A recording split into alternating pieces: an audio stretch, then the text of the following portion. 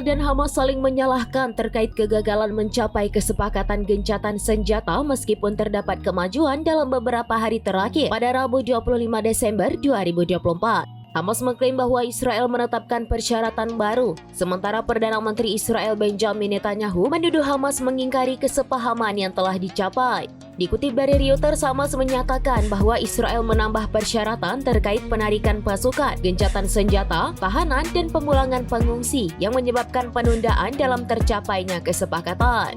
Hamas juga mengungkapkan bahwa pihaknya menunjukkan fleksibilitas dan pembicaraan yang dimediasi oleh Qatar dan Mesir sedang berlangsung secara serius.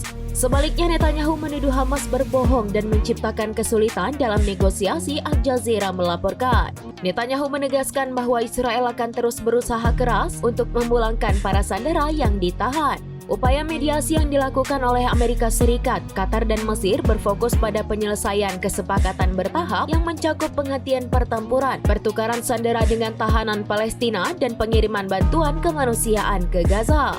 Para negosiator Israel kembali dari Qatar setelah pembicaraan yang berlangsung selama seminggu, The New York Times melaporkan. Pejabat Israel termasuk Menteri Pertahanan Israel Katz menyatakan bahwa Israel akan mempertahankan kontrol atas keamanan di Gaza dan berencana untuk membentuk zona penyangga untuk melindungi komunitas Israel. Pasukan Israel melanjutkan tekanan militer terhadap Gaza, khususnya di Gaza Utara dalam kampanye militer terberat selama perang 14 bulan, BBC melaporkan.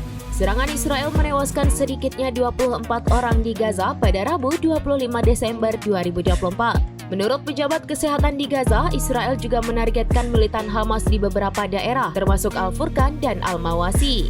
Meskipun Israel menegaskan bahwa serangan tersebut ditujukan pada militan Hamas, Palestina menuduh Israel berusaha mengosongkan wilayah Gaza Utara untuk menciptakan zona penyangga.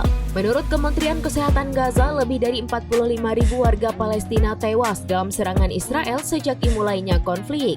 Sebagian besar korban adalah wanita dan anak-anak. Sementara itu, sebagian besar dari 2,3 juta penduduk Gaza telah mengungsi dan banyak wilayah Gaza hancur akibat serangan militer. Israel dan Hamas tetap berkomitmen pada pembicaraan dengan harapan mencapai kesepakatan yang dapat mengakhiri perang yang telah berlangsung selama 14 bulan. Kesepakatan gencatan senjata yang diharapkan akan mencakup penghentian pertempuran, pembebasan sandera, dan bantuan kemanusiaan ke Gaza yang terkepung, Euronews melaporkan.